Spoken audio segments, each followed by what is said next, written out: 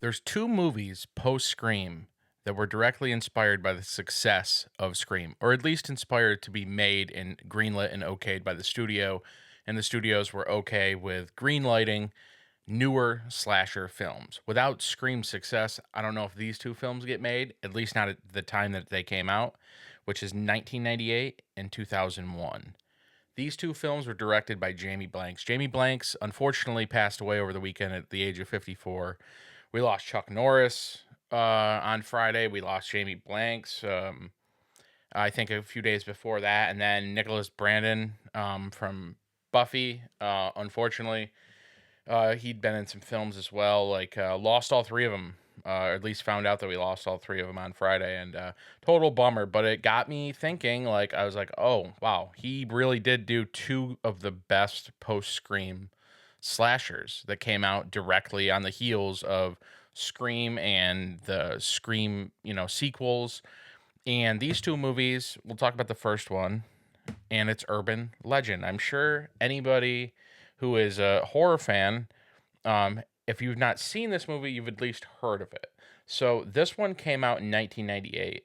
An insane cast. We got Josh Jackson, we got Michael Rosenbaum, Tara Reid, Rebecca Gayheart, Alicia Witt, Jared Leto. Jared Leto's coming off Prefontaine. That's a great film. If you've ever seen it, 1997.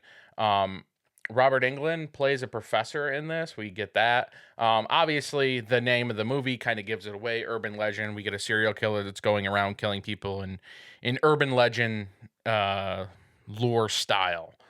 And Danielle Harris, obviously, the horror community knows, and most of us are fans of Danielle Harris's work in the older Halloween films, Halloween 4 and 5, later Rob Zombie's Halloween films. Don't Tell Mom the Babysitter's Dead was a staple in my childhood. I'm sure it was, and anybody that's around my age or a little older. And yeah, this one, obviously, star-studded cast. Jamie Blanks directed this one. Scream Factory put this Blu-ray out, I think probably like 10 years ago or so. Not really sure when it came out, but I actually didn't grab this for a long time, and I grabbed this a couple years ago, finally. They got the original theatrical art. I'm not a fan of a lot of the newer art. The newer art, obviously, I flipped it over. I bought it so late that I didn't have a slipcase, so fine with that. But this movie is great. Obviously, just the cast alone is super of the time. But obviously, like, some of these people are very much in the zeitgeist of filmland and cinema and even genre still. Jared Leto, obviously, I've heard nothing but terrible stories about how he is as a human. Um, but he obviously did big things. He played the Joker in the Marvel universe. Rebecca Gayheart, obviously she was married to Eric Dane, who just passed as well. But Rebecca Gayheart was in Jawbreaker. She had a smaller role in Scream 2. She was in a bunch of stuff. Obviously, Joshua Jackson, too, with the passing of James Vanderbeek. His career will always be tied to James Vanderbeek's for Dawson's Creek and playing Pacey in Dawson's Creek. He's great in this. Super fun, likable. Tara Reid is like the it girl of the time. She was in Big Lebowski in the same year in 1998. Later went on to go, and got her really, like, probably her biggest, or at least for me, the most well-known Tara Reid film is American Pie. She was huge in that movie, or that movie was huge, and she was a little bit more known of a name than a lot of the other actors that were in the film at the time. Michael Rosenbaum has a great podcast, Inside of You. He gets guests that you want to hear from, and he tells great stories. And he's a legitimate horror fan. His podcast studio is filled with Lost Boys and Fright Night signed posters. He's had Tom Holland, who directed Fright Night on. He had Kiefer and Jason Patrick from Lost Boys in for a solo sit-in. You got to listen to that episode, because if you're unfamiliar, Jason Patrick, Kiefer Sutherland, obviously David. You can't really see it, but he's right there. From Lost Boys. He was marrying Julia Roberts, and his best friend Jason Patrick ran off with Julia Roberts. They've since mended fences. Obviously, Jason Patrick and him have mended fences, and Jason Patrick did not stay with Julia Roberts for a crazy long time. But a crazy story. They dive into it on his podcast, and that's literally like insane. Like, lure that you can get listening to that podcast. Great podcast. Michael Rosenbaum obviously went on to play Lex Luthor, right, in Smallville. I never watched Smallville. Obviously, just very familiar with it because it was always on throughout my teenage years. But this movie is so much fun. Daniel Harris, we get as like a little goth role as a college student. Super funny. What are they playing? Are they playing Stabbing Westward in this? They are. I watched this with the boys a couple years ago. Hilarious. Robert Englund getting a cameo. Obviously, we'll celebrate Robert Englund forever as horror fans, being Freddy Krueger, obviously. But Jamie Blanks directed this, man, and he had such a style and a flavor on everything that he did. And this movie is probably the best slash post Scream slasher from like 90.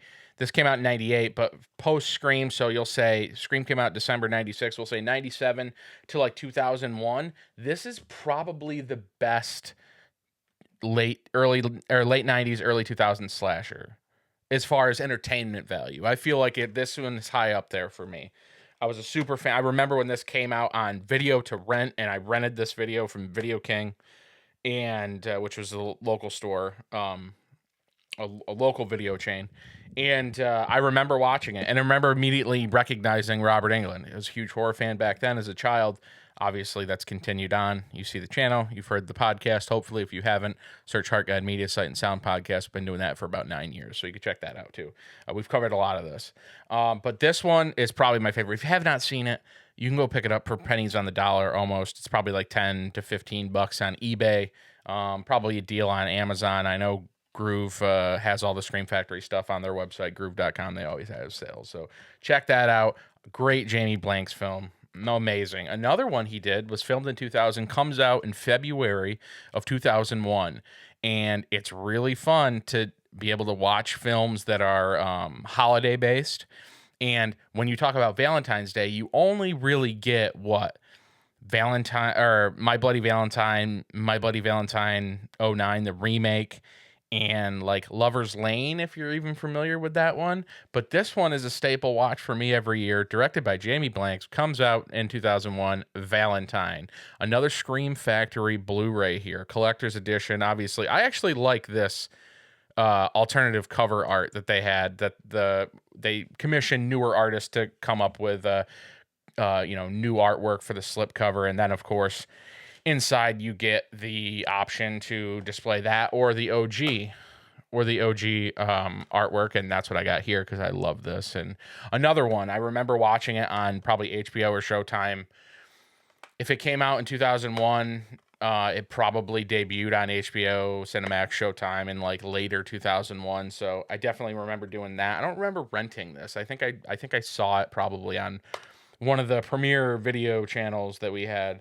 But this one is so underrated. I feel like not a lot of people talk about that. Around Valentine's Day, you'll get our horror YouTubers will talk about it and they'll give it its flowers here and there. But this one is, we got Katherine Heigl. Katherine Heigl, not fond of her horror roots. She was in Seed of Chucky in 98. She was in this, filmed in 2000, comes out 2001.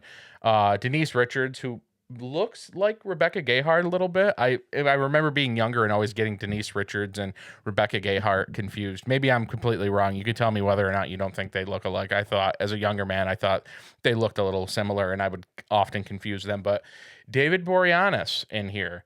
Obviously was he an Angel, and he was in Buffy, obviously. Mary Shelton obviously went on to be in Scream as well, Scream 4 and Scream 5. She was also in a movie called Sugar and Spice, which I believe came out in 2001 as well, where she plays a cheerleader that gets pregnant, and then her and her cheerleading pals start like robbing like banks and grocery stores to get money to pay for the child she's about to have because she's obviously young and in high school. Super funny movie. That one's really underrated. You should check that one out if you have not. But again, here we go. Urban legend, masked killer. Valentine, masked killer. Masked killers coming in after Scream. Scream, the success of it. Studios were more willing to do this. And who did this? Village Roadside Pictures. It's a Warner Brothers movie. So Warner Brothers did it. Big studios are cashing in after they see Dimension and the Weinsteins, unfortunately, do that. And then this was TriStar. This was Columbia TriStar, old urban legend. But this one's super underrated, super like throwback. This is so like 80s slasher esque. April Fool's Day, or not April Fool's Day, but Slaughter High esque, revenge, kid picked on in high school, seeking revenge. Obviously, I'm not going to spoil it for you, but highly recommend this one. This one is so much fun. Obviously, the killer wears a cherub mask too. Super cool. Interesting, different take. Love it. Not Hard Eyes. I haven't seen Hard Eyes, but obviously, Hard Eyes is another Valentine's Day horror movie we can add to the list, right? That's a Valentine's horror movie, right? Didn't go see it. Actually, is it not? Or is it? Maybe I'm confusing that. Whatever. I need to watch it probably at some point so I can talk about it with some semblance of intelligence because I haven't seen it and I don't even know. I don't even think it's a Valentine's Day movie, is it? Tell me in the comments. But Valentine, man, this one is so much fun. I like urban legend. I know what I'm getting and stuff. Or you know what you're getting, when you read the synopsis quickly. This one I feel like is a little underrated. You get a little bit more than you expect with it. At least I did. Maybe someone doesn't feel that way about Valentine, but I do think Valentine was super well done. And there was such a style of directing that Jamie Blanks had, that the flavor he left on films like this that he did. And he had been a composer and done other things, and I think he did some editing and stuff. But obviously these are, in the horror genre, these are his two claims to fame, is or Urban Legend and Valentine. Just great movies. And if you want to have a little chance to pay respect to Jamie Blanks, pick these up and watch them. I think he does he has an audio commentary, I think, on both of them. Yeah, he does an audio commentary on both of them. There's some interviews. Good Scream Factory releases from years past. And yeah, these are super underrated. Urban Legends, I feel like, gets talked about way more than Valentine. Valentine, unfortunately, doesn't get its flowers always, but it always should, because it is a great film. Jamie Blanks did great on those two films. Rest in peace, Jamie Blanks. Let me know, if you've seen these films, what do you think of them, and do you like them? Which one do you like better? I want to say Urban Legend, but part of me really wants to say Valentine. I just have so much fun with that one every year that I watch it. And I don't watch Urban Legend all that much. And not because it's not great and not revisitable. I just watched it a lot growing up.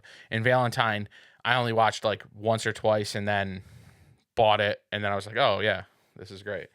But yeah, let me know what you think of these two films in the comments. Have you seen Valentine? Do you think it's underrated? If you've seen it, and if you haven't, go check it out. Same with Urban Legend. And yeah, rest in peace, Jamie Blanks. Unfortunately, gone way too soon at 54, but left us with some cool flicks to live on forever. And art and physical media should and will, and hopefully lives on forever. Thanks.